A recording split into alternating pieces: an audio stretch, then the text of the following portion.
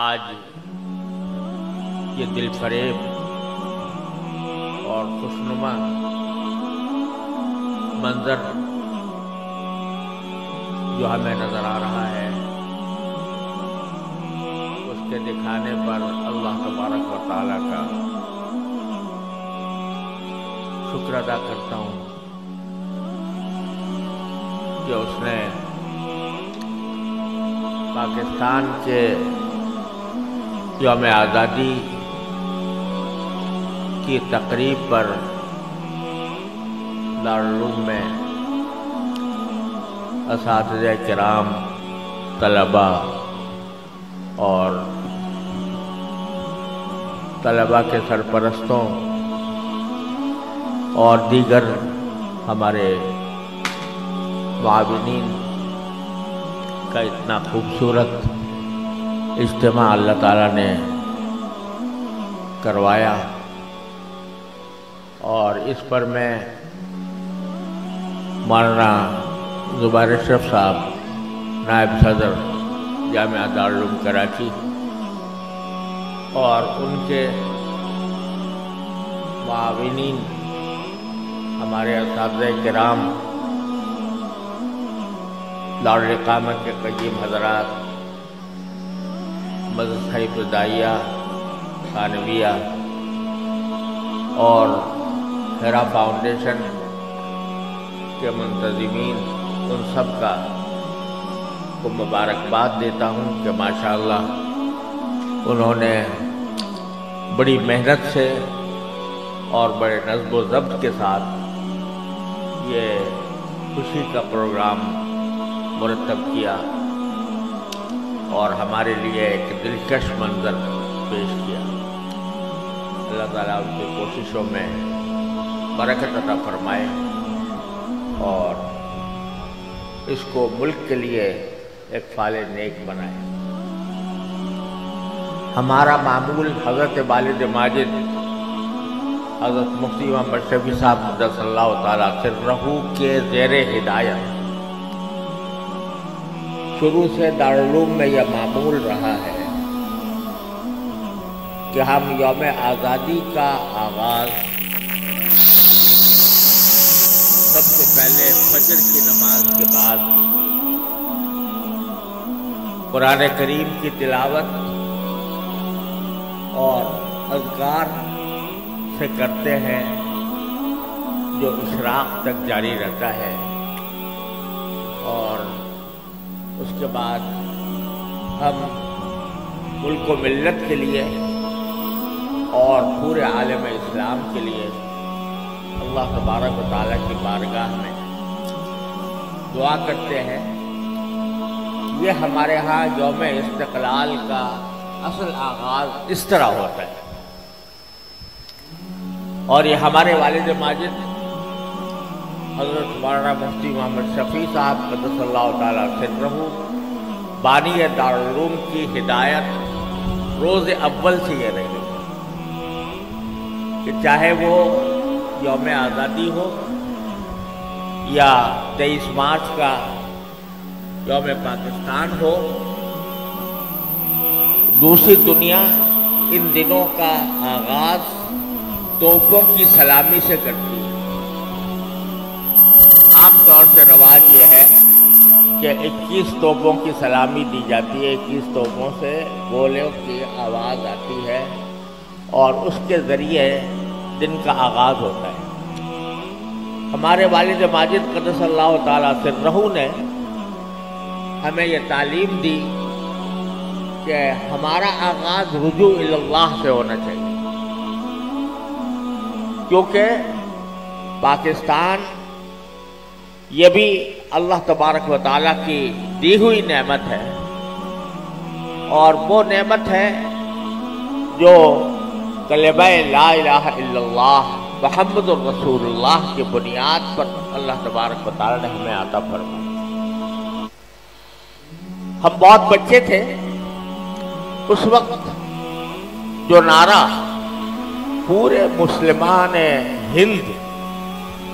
کو گرمایا کرتا تھا اور جس نے پاکستان کے الیکشن میں جب الیکشن ہوا تھا جس کی بنیاد پر پاکستان کا فیصلہ ہوا، اس الیکشن میں سب سے زیادہ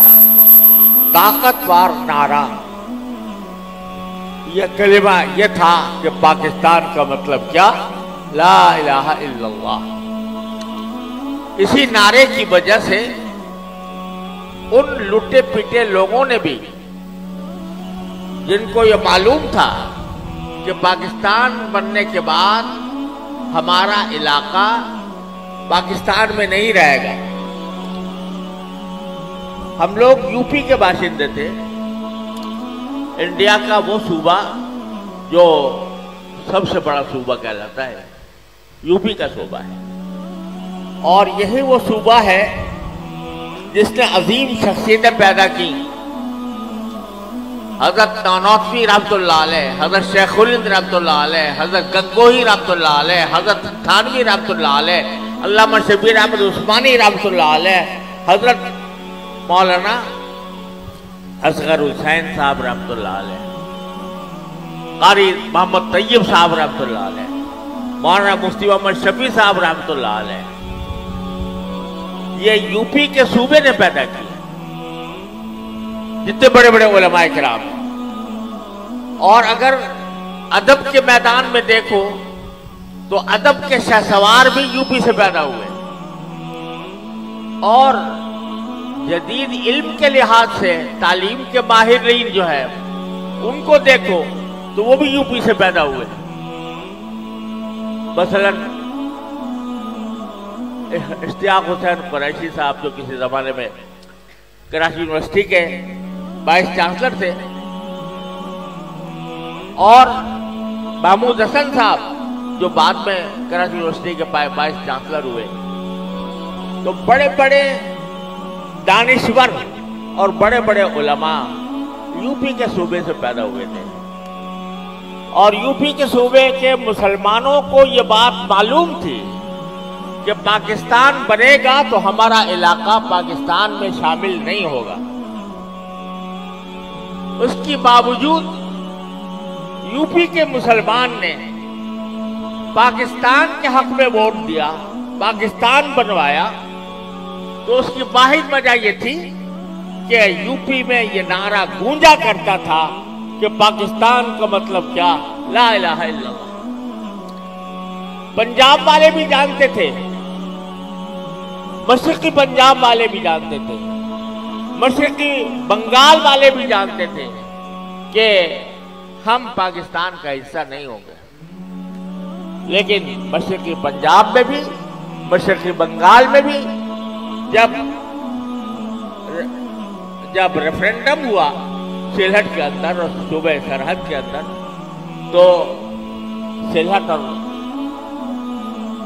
سرحد کے ریفرنڈم نے پاکستان کی بنیاد پر ووٹ دیا، پاکستان کے حق میں ووٹ دیا۔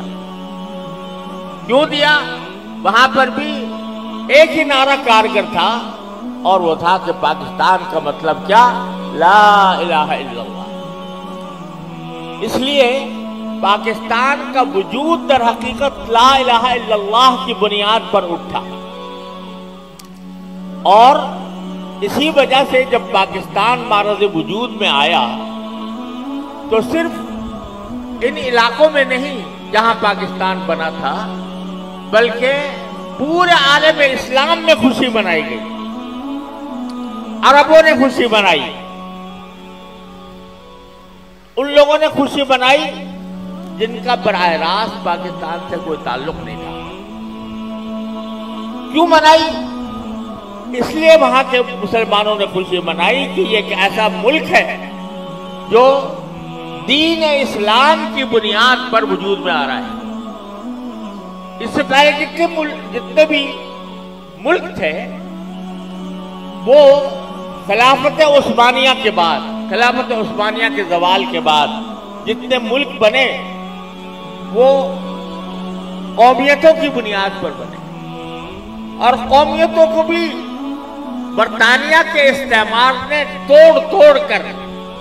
حصے بنا کر، حصے بکھرے کر کے ملک بنائے۔ چھوٹا سا ملک ہے، اردن اس کو دے دیا، سوریا ایک کو دے دیا، عراق ایک کو دے دیا، اور مصر ایک کو دے دیا. اس طرح حصے بکھرے کر کے اس نے مختلف قومیتوں میں تقسیم کر دیا تھا. اسلام کے نام پر کوئی ملک خلافت عثمانیہ کے زوال کے بعد نہیں بنا. یہ پاکستان واحد ملک تھا کہ جو خلافت عثمانیہ کے زوال کے بعد اسلام کے نام پر بنا. اس لیے مجھے وہ وقت یاد ہے جب کہ حضرت والد ماجد رحمۃ اللہ علیہ کے پاس بڑے بڑے عالم اسلام کے علماء نے مبارکباد کے پیغامات بھیجے. آج فلسطین میں جو معرکہ برپا ہے اس میں اس وقت کے مفتی اعظم فلسطین سید امین الحسینی رحمۃ اللہ علیہ وہ پاکستان بار بار تشریف لائے اور پاکستان میں سب سے پہلا اجتماع پاکستان میں